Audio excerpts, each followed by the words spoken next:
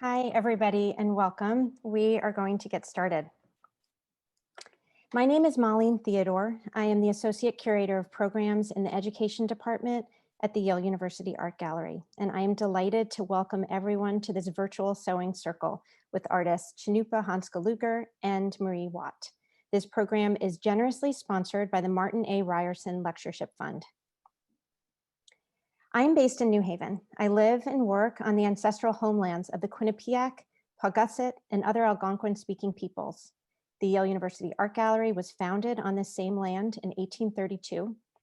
And the exhibition, Place, Nations, Generations, Beings, 200 Years of Indigenous North American Art, opened at the gallery in November of 2019.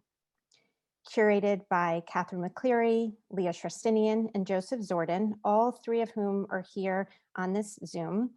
This is the first exhibition of Indigenous art to bring together works from across Yale collections, including the Beinecke Rare Book and Manuscript Library, the Art Gallery, and the Peabody Museum of Natural History.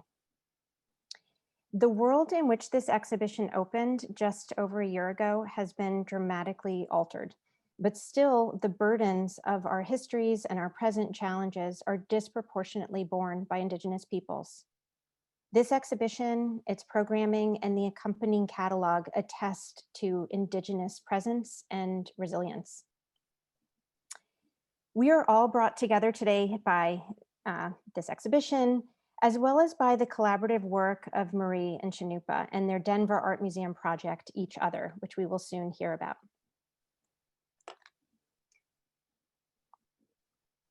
I'm seeing that there's some chats that are saying no audio. Are people hearing audio? Yes? Okay. So we're brought together by the exhibition, by the work of Marie and Cannupa, and by the Denver Art Museum project, Each Other, that they're working on, that we've been invited to collaborate with. This program has two parts to it. One is this large group where we'll hear from Cannupa and Marie, and then Katie, Leah, and Joseph will reflect on their exhibition. And then we'll go into breakout rooms for about a half an hour where everyone will be invited to sew and be in community with one another. We'll then reconvene briefly in this main room, and we expect that the program will last just over an hour. It is now my pleasure to introduce Cannupa and Marie. We are so fortunate to have them both with us today. Cannupa Hanska Luger is Mandan, Hidatsa, Arikara, and Lakota. Cannupa is a New Mexico-based multidisciplinary artist and activist who uses social collaboration in response to timely and site-specific issues. His Lost Boy 4 from the series Never Never Land of 2016 is featured in Place, Nations, Generations, Beings. Marie Watt is a member of the Seneca Nation and a Yale M.F.A. She is a cross-disciplinary artist working in sculpture, in printmaking, in textile, and in collaboration. Her works, First Teachers Balance the Universe, Part 1 and Part 2 from 2015, is featured in Place, Nations, Generations, Beings. And this work it inspired our in-person sewing circle from a year ago and course visits and public programs since. So Cannupa and Marie, may I ask you to say a few words? Dosha Maragua, Dishkag Hudosha, Nitwe Hudosha, Cannupa Hanska Luger. I'm Awache, Nueta, Hidatsa, and Senish. Hello, everybody. My name is Cannupa Hanska Luger. I am Manda and Hidatsa Arikara. This is where I'm enrolled. I am also Lakota from my father's side and also European descent. I currently live in New Mexico in the mountain pass, southernmost mountain pass between the east and the west of the I'm grateful to be here with all of you today and excited to have you participate in our project, Each Other. Marie? You're muted. Hi, everyone. Nawe Skigno. I am Marie Watt, and I am a citizen of the Seneca Nation, and I also have German and Scot ancestry. It is a pleasure to be here and come back together for some of us after having a sewing circle a year ago.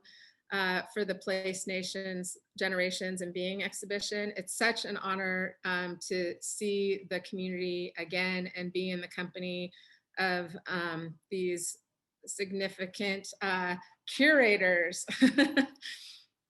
Thank you. Thank you both. In a moment, we'll hear from Katie, Leah, and Joseph, the curators of Place Nations Generations Beings. As this might be the last public program for their exhibition, I would like to just take a moment to recognize the profound and lasting impact of their work in centering Indigenous objects, histories, and voices, and in literally making space for Indigenous people at the gallery. And on a personal note, I have absolutely loved working with you all, and I will hold with me so much that I've learned from each of you about ways of exchanging knowledge, about expressions of gratitude, and about resilience and relationship building. So I want to say thank you and also congratulations. And I will turn this over to Katie. Bonjour, everybody. My name is Katie McCleary. I'm Little Shell Chippewa Cree and grew up on the Crow Reservation in Montana. I graduated Yale College in 2018 with a degree in history, and I'm speaking to you all today from Nacotchtank and Piscataway territories. So I am one of the student curators of Place Nations Generations Beings that is currently up at the Yale University Art Gallery. I know many of you probably haven't had the opportunity to see the exhibit in person.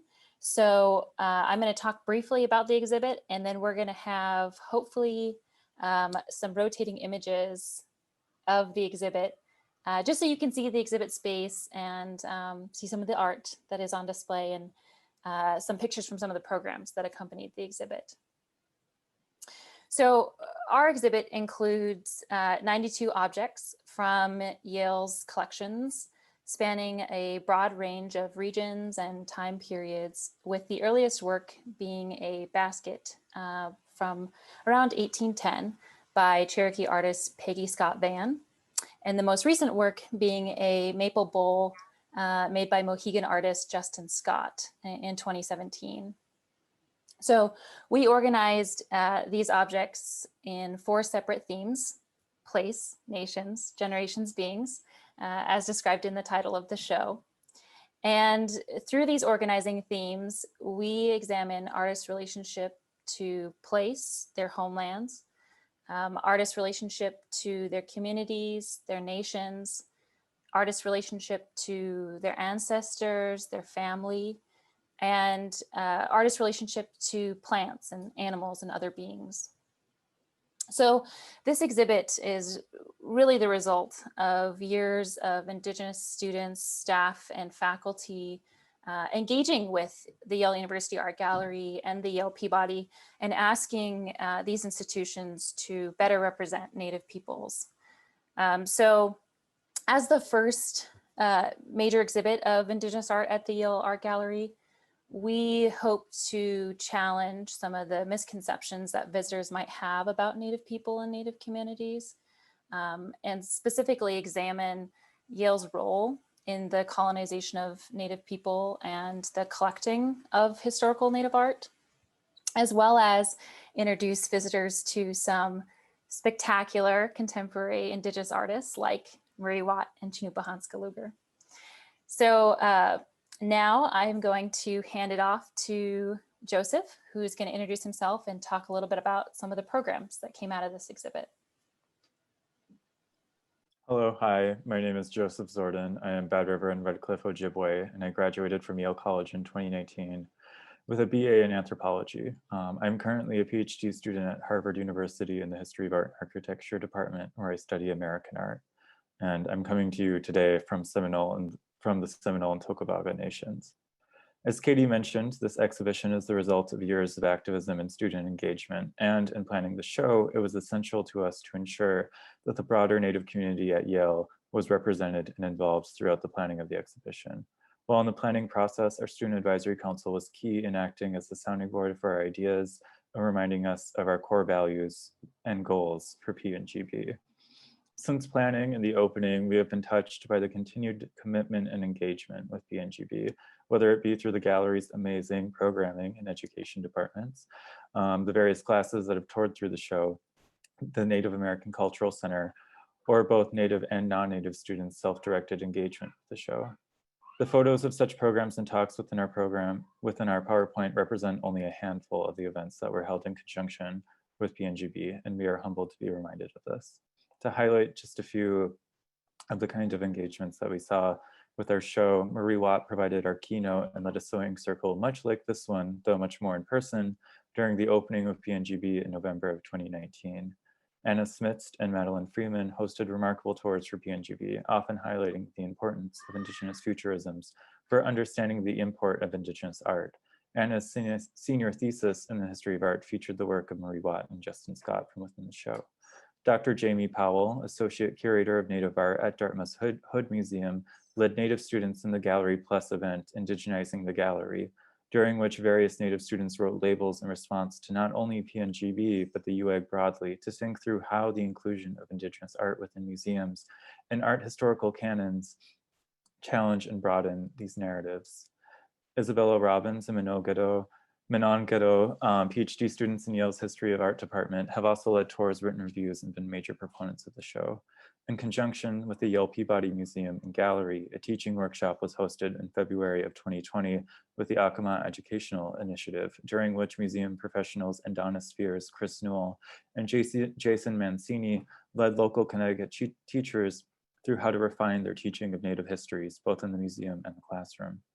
With all these amazing programs and tours, we have been struck by the place Native art has been found at the UAG.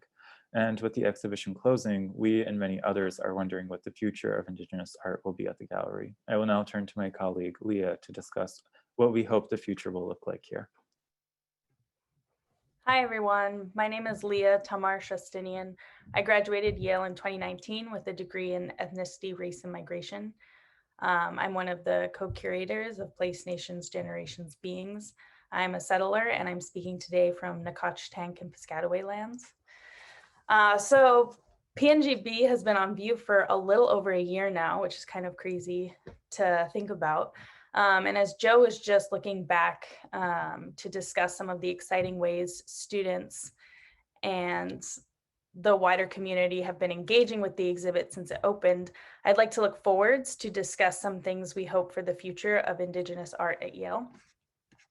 I think our major hope as curators is that even after the exhibit closes, future engagement with Indigenous art at Yale will be rooted in collaboration with Indigenous students, scholars, artists, and nations. During the course of the exhibit, we helped organize an advisory council on Native American art and cultures with the Gallery, Peabody, Beinecke, and History of Art department. The council, composed of Indigenous scholars and leaders, met in April 2019 to provide feedback on how Yale's institutions could move forward with the collection and display of Native art. They recommended creating permanent positions for scholars of Indigenous art at the Gallery, Peabody, and in the History of Art department.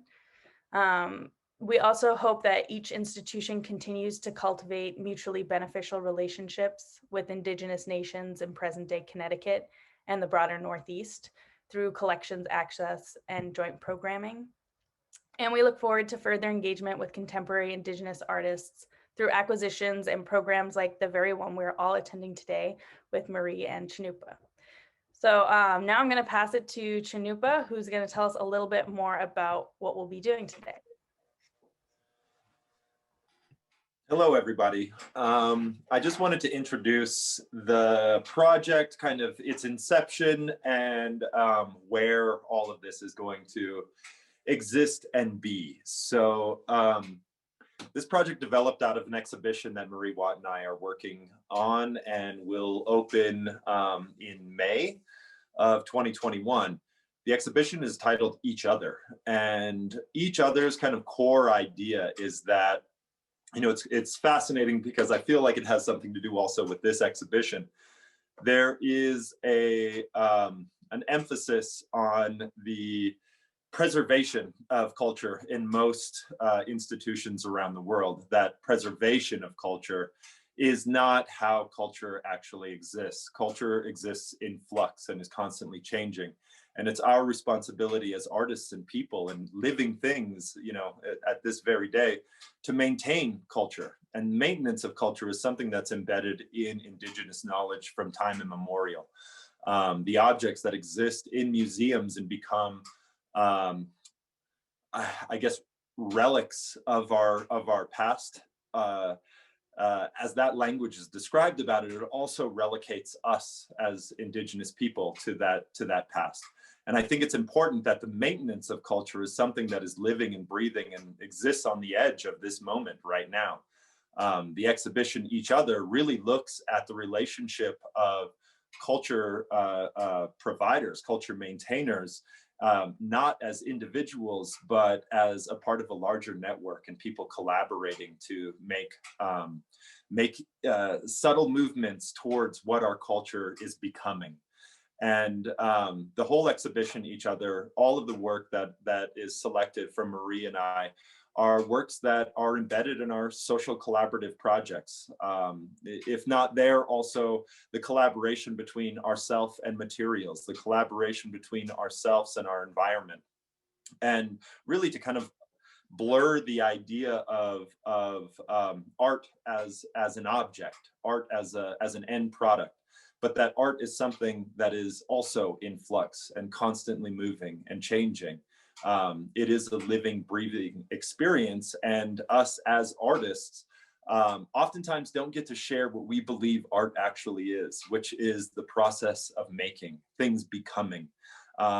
Creation is perfect. Everything else after that is in entropy and is slowly falling apart. So this was an opportunity that we're opening up here, is to invite our community, a large community, a global community, to participate in this exhibition. And the title piece of this exhibition is also called Each Other.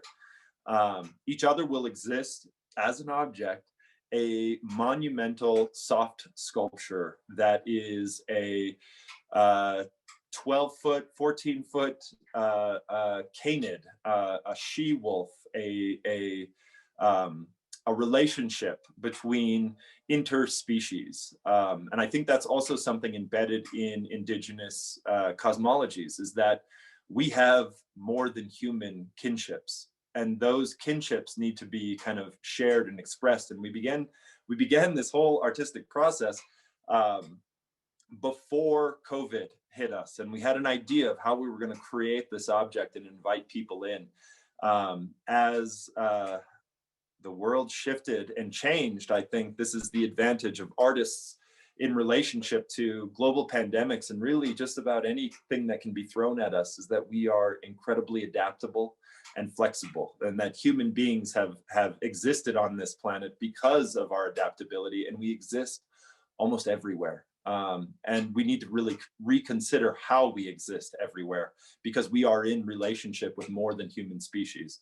So we thought of this idea: what is shelter? You know, as we're all forced to shelter in place and we're all removed from our community, what is the core idea of shelter? What is the place of safety and comfort that we can understand? And what's, if we distill that, what is its root? And I think in that distillation, we recognize that the relationship between a mother and child at the breast and breastfeeding, and actually feeding off of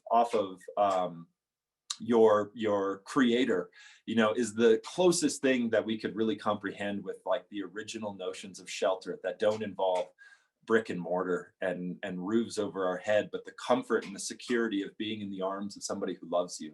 And so we wanted to open up the idea of that more than human relationship, that more than human kinships, by creating a she-wolf who the audience is invited to walk right up to her underbelly and be in that sheltered and secured place. She becomes this place that like can hold us and protect us, but she also needs shelter and protection. And in that effort, we invited people around the world to send us a bandana. And the bandana, we decided, exists as this this kind of example or metaphor or analog for our present global experience, whether that be protection from a virus or protection from social dissidents. And the bandana has been used throughout time to obscure ourselves and protect ourselves in many different ways. The application of the bandana is we are going to fold the piece of fabric into, I believe it's called bunting. We'll fold it into a triangle. At the corner of that triangle, these overlaying bandanas will become the hide of the she-wolf that we're inviting the audience to be sheltered in. And so the audience itself, those who participate in the art as a process, will also be participating in creating shelter for her pelt, her hide, the thing that covers her and protects her from the environment, keeps her warm, and allows us a space for her to keep us warm. So it's a reciprocal relationship of shelter, and we're inviting everybody to participate in this. We'll take the bandana, we'll fold it into a corner. I'm relatively new at embroidering. I got a crash course with Marie, so it's been relatively nice. I am not unfamiliar with needles and thread and sewing, but I've been using a embroidery hoop because it helps me kind of keep everything stable and square. So this process, you just kind of like lay it over one ring and then place the other ring on top of it like so. And then from that point, you can take your thread and embroidery floss, I believe they call it, but thread, whatever, yarn. I've definitely done these out of just about anything that I could find in my house. And we don't expect you to be incredible at it. We expect you to be honest. And so your expression is what will end up making the entire hide of the piece. From this point, we engage with our material, and that's what we'll be opening up as we go into the breakout rooms. But I would like to pass it on to Marie. Please fill in any of the gaps that I left out. Thank you. Thank you, Cannupa. Oh.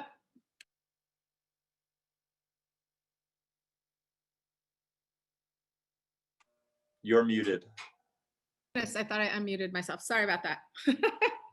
Okay, thank you so much. It's such a pleasure to be here.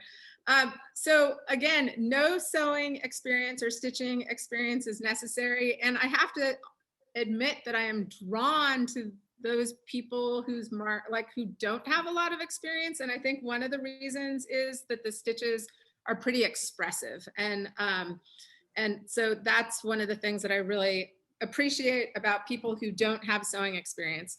So to get started, you'll want to go ahead and thread your needle and put a knot on the end. Sometimes I do a couple knots just to make sure it won't go through the backside.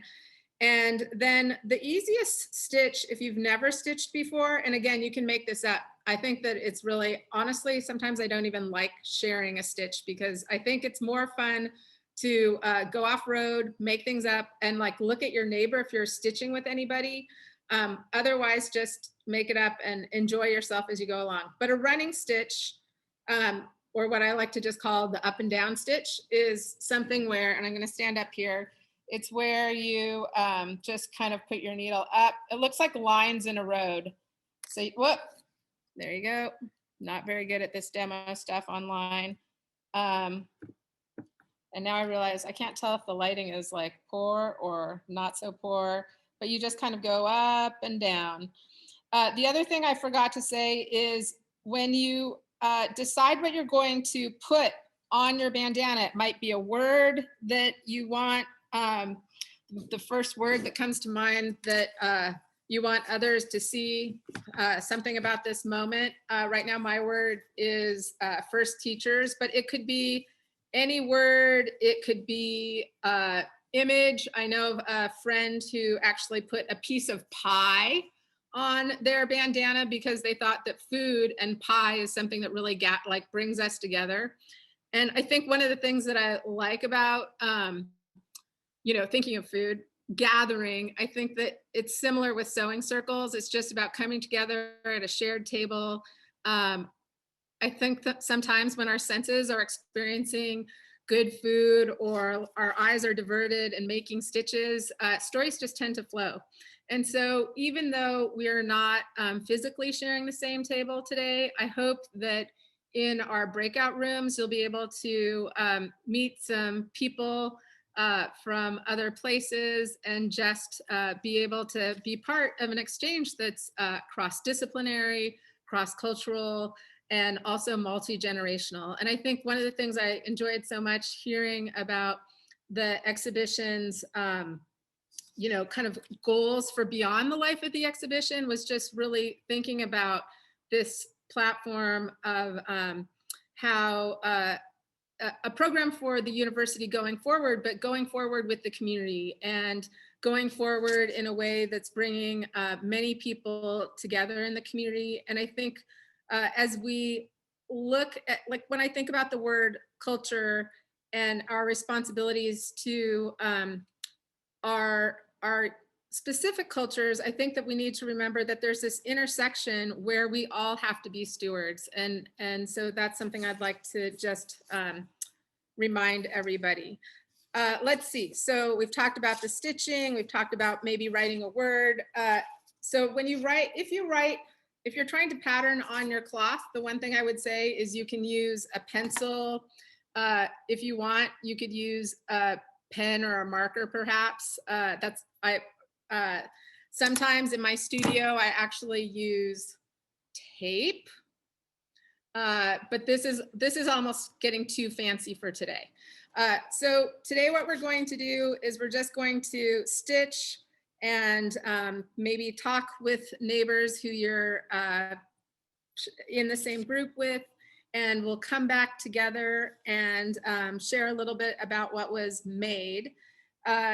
If there's any questions, I hope that you will go ahead and put them in the chat box, and we'll answer any sort of technical questions perhaps right now, but we'll break into small groups. There is a question in the chat, Marie. Someone has asked if we're stitching through one layer or two layers.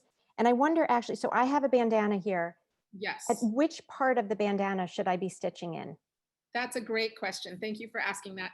So I am finding that stitching in the bottom corner of the bandana is great because some of our bandanas are going to start to overlap a little bit once they're kind of create the hide and cover for the wolf. And so I think in this bottom corner is the best area.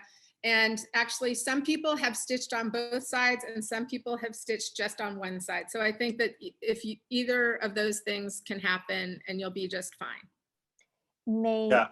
I would recommend that that as far as diversity for our ability to apply this to the surface, if we can just go through one layer of the fabric rather than going through both layers folded over, that allows kind of us to engage with the material of the bandanas with a little bit more complexity. So if you can just go through one layer, that would be great. There have also been some questions. Can we add things like buttons or beads to the stitch? Yes, yes. Bandanas, you're welcome to embellish in any way you feel called. All right. Thank you both. So in a moment, we're going to enter into, you'll be invited to enter a breakout room where you'll spend about 30 minutes, and then we'll come back together to this main space. A Yale student or staff member will be with you in the breakout room, and Marie and or Cannupa will be stopping into all of the rooms. I want to give, oh, go ahead, Marie. Oh, I was just going to say, we don't expect these to be necessarily finished in the course of today, but this is our way of starting this project together. And then at the end, there will be an address posted on where the bandanas can be shipped. Thank you. Yes. I want to give a special thanks to Anna Smith, Madeline Freeman, Isabella Robbins, Megan Lotta Gupta, Daniela Flores, Sophia Corey, Bree Wu, Matthew McAminow, Liz Harnett, and Jake Gagne for helping to make this possible. And many of those people will be in your breakout room. While in the breakout rooms and in the spirit of sharing space together, we ask that you turn your video on if at all possible. If anyone needs to leave early, we'll follow up with an email with information on where and when to send your fabric. And if you're unfamiliar with the breakout room, basically you'll be invited to enter one and you just have to say yes, and then, or just click the button on your screen, and then you'll be invited to return to the main room. And that's where we'll end the program today. Marie, did you want to say something else before we go ahead? Oh, I was answering somebody's question online. Any fabric you're welcome to use any kind of fabric. You can recycle fabric, recycle a piece of clothing. It's nice if it roughly is the size of a bandana, which is around 20 by 20 inches or 22 by 22 inches, but feel free to repurpose cloth and we'll make it work. Awesome, great, thank you, everybody. Okay, so we'll see you in about a half an hour back here, and in a moment you are going to be invited to go to a breakout room. Thank you. Thanks, everybody.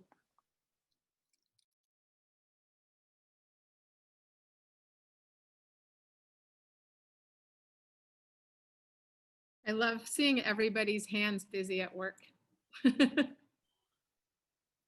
Eyes diverted. I mean, it's faster. Hi, Marie. Hello. I finally made it. I had to say that in my introduction. So I've been trying to get to one of these for years, and I finally made it. Still don't know how to sew, but I'm here trying.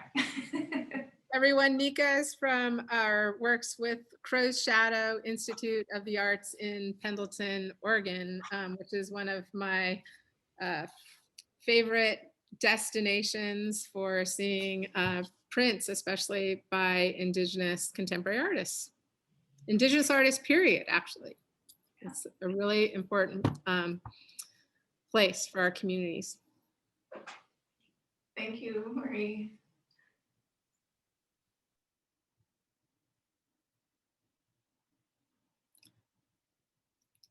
So is everyone back? I think one of our goals is to take a group photo. Is Moline here?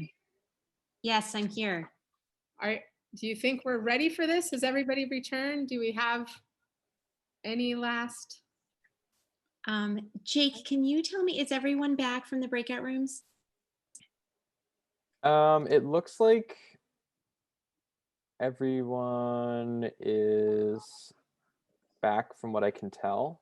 Okay. There's 93 people here, so maybe some people left during, but yeah, it seems like everyone's back. Okay, that sounds about right. Yeah, so we're hoping to take photographs of what people are working on. We know you're probably not done yet, but just to see what the work that was done during our breakout room. So what we were going to do is invite everybody to hold up what you've done, and we'll take a couple of screenshots. Are we ready? Okay.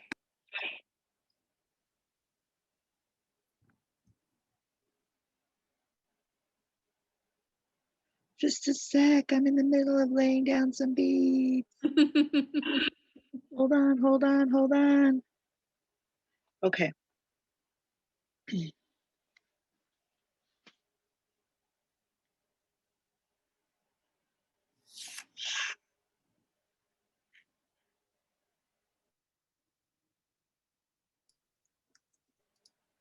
All right, I just got a bunch of screenshots.